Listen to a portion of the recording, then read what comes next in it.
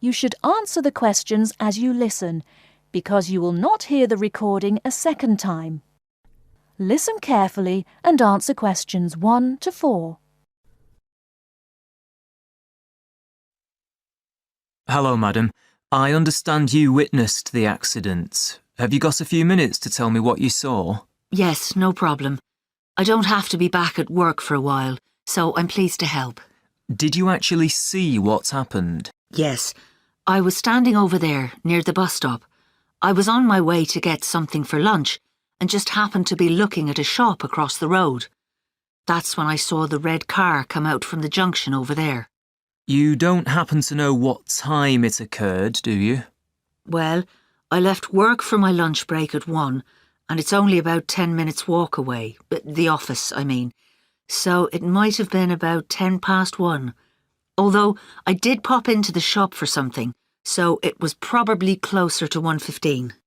So it pulled out of Monk's Road, that's the road over there, straight onto High Street. That's right, yes. Did you get a view of who was in the car? There were 3 of them. 2 in the front, the driver of course, someone in the passenger seat, and there was someone in the back. They were quite young. I doubt if they were much older than 20. Anyway, they came speeding out of the side road over there and hit that lady's bicycle. The driver didn't bother to stop to find out if she was okay. He just drove off along the main road towards the town centre. Is the woman okay? She should be fine. She banged her head when she came off the bike, so we've called for an ambulance. They always like to check you out in case you have concussion. But no, she seems fine. Before you hear the rest of the conversation, you have some time to look at questions 5 to 10.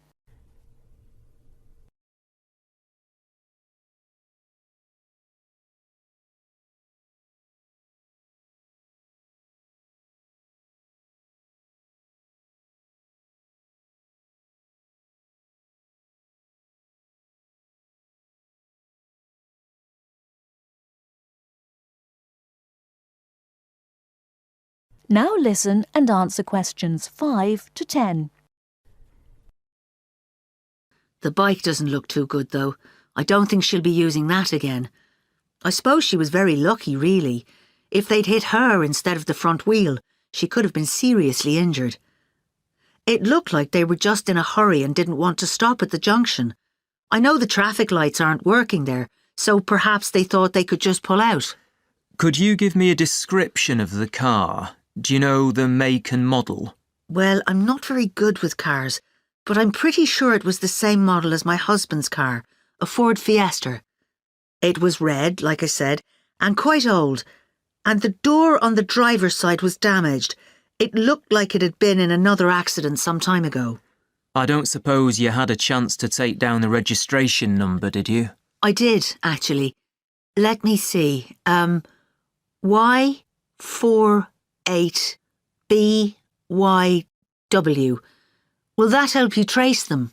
That's really helpful. It depends. It might be a stolen car, but at least we'll be able to trace the owner. If it wasn't stolen, then yes, we'll be able to find out the name of the driver. Now, would you mind giving me your contact details, just in case we need to get in touch about anything? Of course. What's your name? Mrs. Stansfield. Rita Stansfield. That's Stansfield. And your address, Mrs. Stansfield? 19 Althorpe Road, Bradford. That's ALTHORPE. Have you got a telephone number we can get you on? Yes, it's 0232 566 788. And do you have a mobile number? Yes, 07834 889 772. That's great, Mrs. Stansfield. As I said, we may get in touch if we need any further information, but probably what you've told me is enough. Thanks for your time. No problem. I'm glad to have been of help.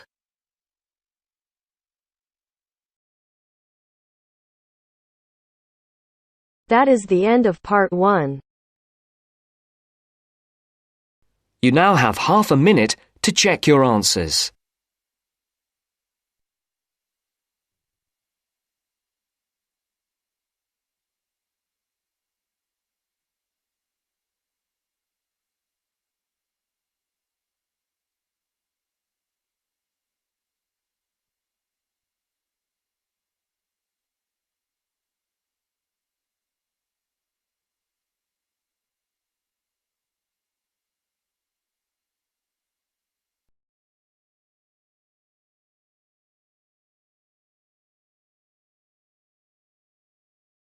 Now turns to Part 2.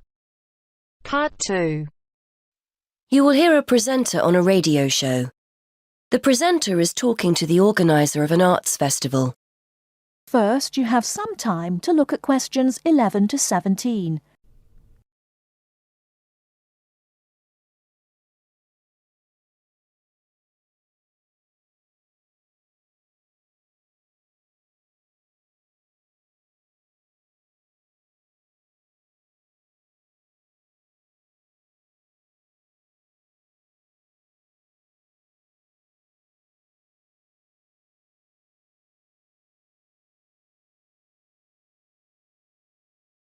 Now, listen carefully and answer questions 11 to 17. Hi again. I'm joined today by Ben Knightley from the Media and Arts Centre. He's here to tell us about the launch of the city's Arts Festival. Hi, Ben. This year has a particular focus, doesn't it? It does, yes. This year, we want to encourage more people who would not normally describe themselves as being creative to get involved with some of our many events and workshops. Not simply turning up as spectators, but to get involved themselves, to get their hands dirty, as it were. There's such a wide offering this year that I'm sure we'll have something to suit all tastes. You were telling me earlier how beneficial being creative can be for us. Absolutely.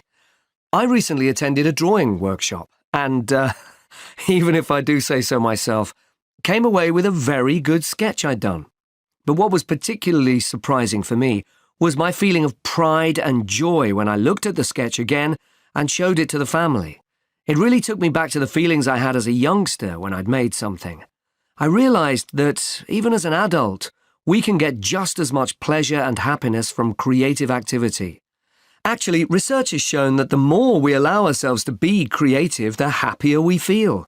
And the more positive our frame of mind, the more creative and the more curious we become about the world we live in.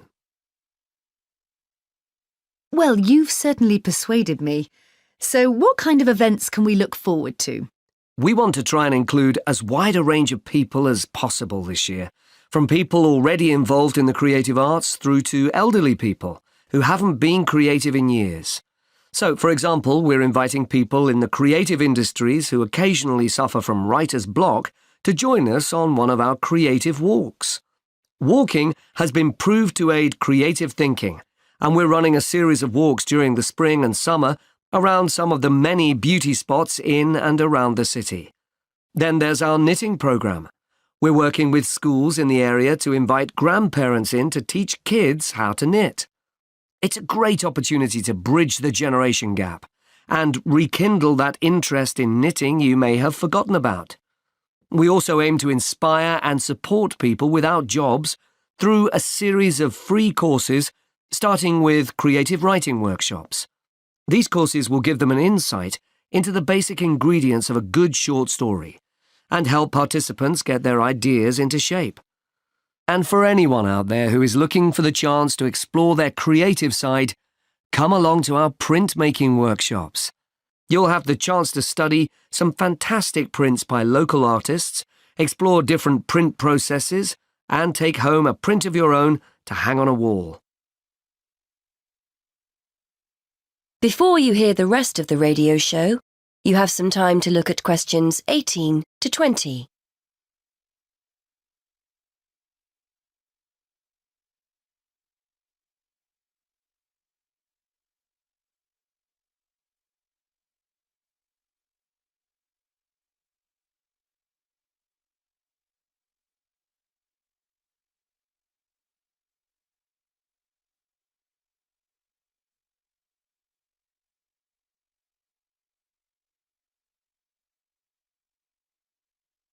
Now listen and answer questions 18 to 20.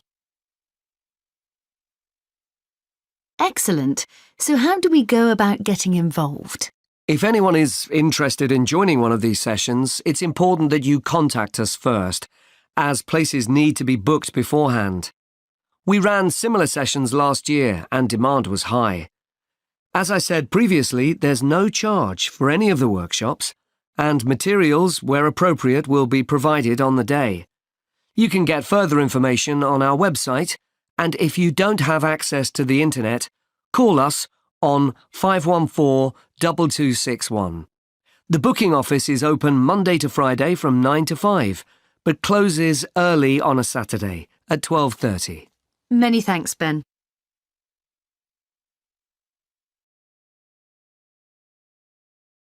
That is the end of part 2. You now have half a minute to check your answers.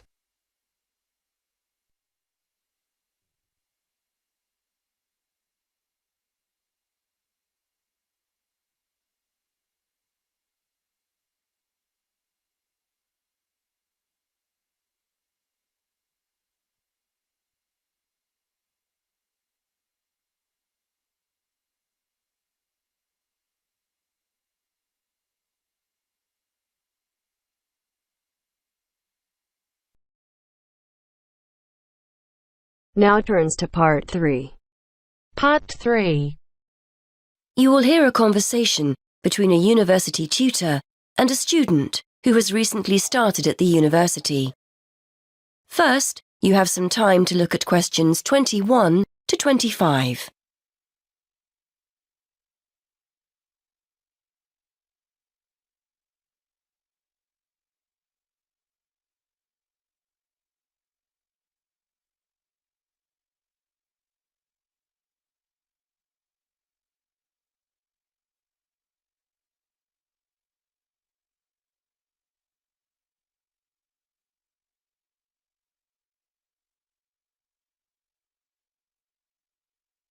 Now listen and answer questions 21 to 25. Anyway, as this is our first session, I'd just like to find out how you're settling in, how your Spanish course is going. Basically, anything you feel you need to talk about. I'm okay, I suppose. I'm settling into my studies, and I'm finding the course interesting. I've got a free day on Wednesday, which is good, and the lectures and tutorials on the other 4 days. Yeah, I'm getting into the swing of things. I'm just missing home a little, that's all. OK. Well, if it makes you feel any better, I reckon half the students I speak with are a little homesick. It's only natural. Is this the first time you've lived away from home? Yes, I was thinking just this morning that I've never spent so long away from my friends and family before. I've been back home on one occasion since I started in September, but it's so expensive to get down to London by train that I can't go very often. Well, don't be too hard on yourself, Kevin. It's quite a lot to deal with at first, isn't it? Moving to a new city, being responsible for everything for the first time ever, shopping, cooking, etc. Then making new friends, and then there's your studies, of course, and getting organised. Are you living on campus or in town? On campus, in halls of residence. It's not as cheap as renting a room in a house, but I thought it would be a good way of meeting new students. We're all in and out of the kitchen during the day, so it's not difficult to socialise. Like you say, I'm just a bit homesick. I'm sure that you'll find things get better over the next few weeks. Everything's new for you at the moment and a little overwhelming. But you'll get into a routine and start to feel more settled. What about Freshers' Week? Did you sign up for anything? Yes, I've joined a couple of groups. There's the Film Society, and a tutor recommended the Spanish Society, so I've signed up for that too. I've volunteered to help out on their International Food Day, making snacks, that kind of thing, and I'm looking forward to getting to know other members. You said earlier you were finding your studies okay, so that's good as well. The main thing to remember is to try to be as organised as possible. You have so much more freedom to make your own decisions here, so it's important to structure your time to factor in time for studies. If you're on top of your work, you'll feel much more able to enjoy your free time. Before you hear the rest of the conversation, you have some time to look at questions 26 to 30.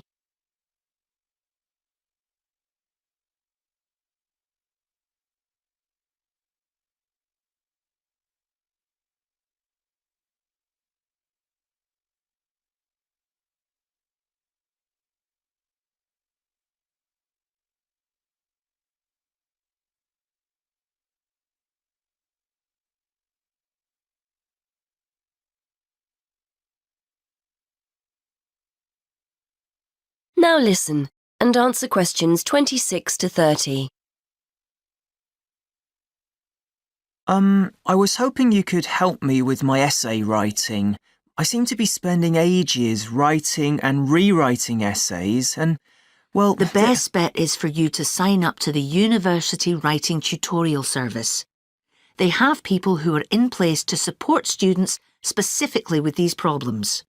To join, just fill in the application form and give them a sample of your work. Brilliant. I didn't know anything about that.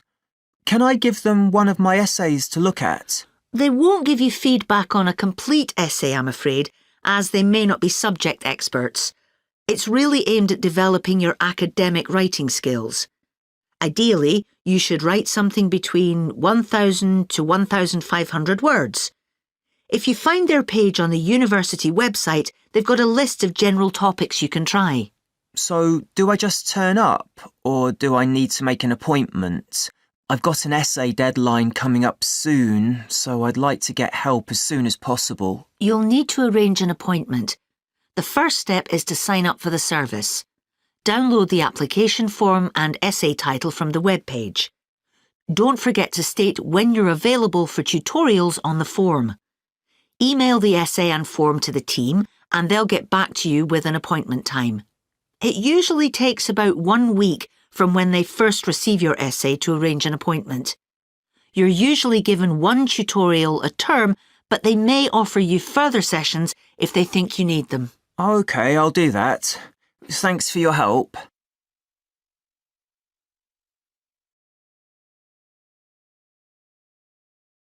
That is the end of part 3. You now have half a minute to check your answers.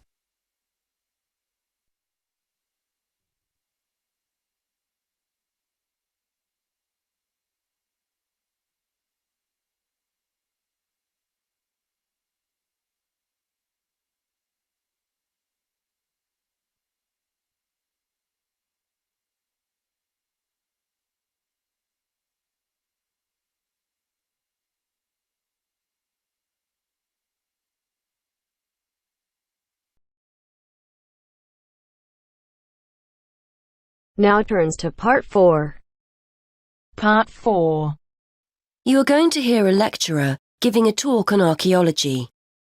First, you have some time to look at questions 31 to 40.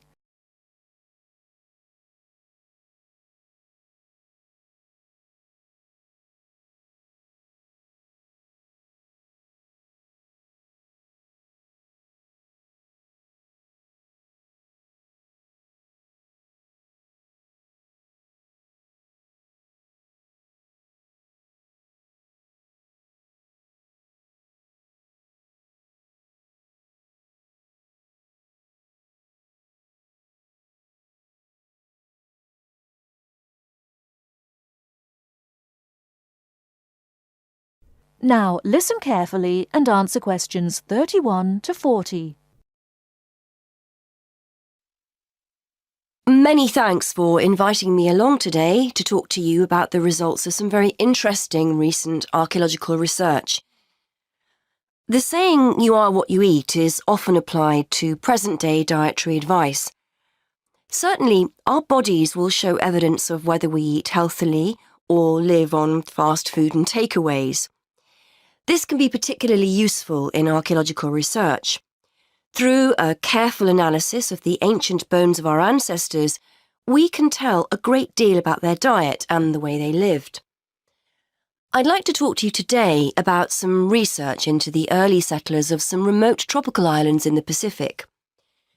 When these people travelled to these new lands 3,000 years ago, they had to bring along all the resources they needed for survival, including food, plants and animals from their original homes. One such group were the Lapita people, who were early settlers of remote Oceania, several islands in the Pacific. When the Lapita set sail for the island Vanuatu, they brought with them domestic animals and crop plants. This allowed them to settle in an area where no humans had previously lived and that had limited natural resources. Archaeologists have been keen to discover to what extent these settlers and their domestic animals relied on the resources they'd brought with them compared to the native plants and animals they found on the island. In order to try and understand the diet and lives of the Lapita people, archaeologists analysed the chemical composition of the bones of 50 adults excavated from the Lapita cemetery on Efate Island, Vanuatu. Depending on what we eat, we consume varying amounts of carbon, nitrogen and sulphur. As these chemical elements are ultimately deposited in our bones, the amounts or ratios of each one can provide a sort of dietary signature. For instance, plants incorporate nitrogen into their tissues, and as animals eat plants and other animals, nitrogen builds up in their own system. The presence of different ratios of chemical elements may show whether a human or an animal ate plants, animals, or both. Carbon and sulphur ratios offer another clue to diet. Carbon ratios, for example, differ between land and water organisms, as do sulphur ratios, the values of which are much higher in aquatic organisms compared to land-based organisms. As well as examining the settlers' bones, scientists carried out a comprehensive analysis of the chemical elements found in the settlers' likely food sources. This included modern and ancient plants and animals. They found that early Lapita inhabitants of Vanuatu may have searched for food rather than relying entirely on food they'd grown themselves during the early stages of colonization. In the longer term, they probably did grow and consume food from the resources they'd brought with them, but early on, they appear to have relied as much on a mixture of fish, marine turtles and fruit bats, as well as their own domestic land animals. May also provide clues to the culture of the settlers. For one thing, males had much higher nitrogen levels compared to females, which indicates greater access to meat. This difference in food consumption may support the hypothesis that Lapita societies were ranked in some way, or it may suggest dietary differences associated with the work people were involved in. Additionally, the archaeologists analysed ancient pig and chicken bones and found that carbon levels in the settlers' domestic animals indicated that they were eating a diet mainly of plants. However, their nitrogen levels indicate that they may also have roamed freely, eating foods such as insects. This would have allowed the Lapita people to keep food resources that were in short supply for themselves, rather than feeding them to their domestic animals.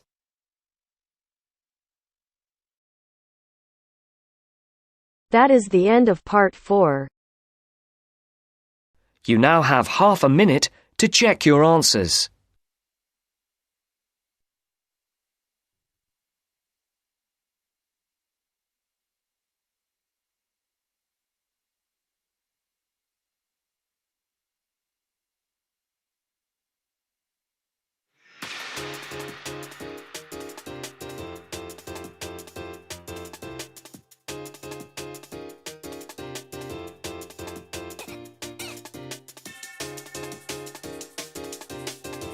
That is the end of the test.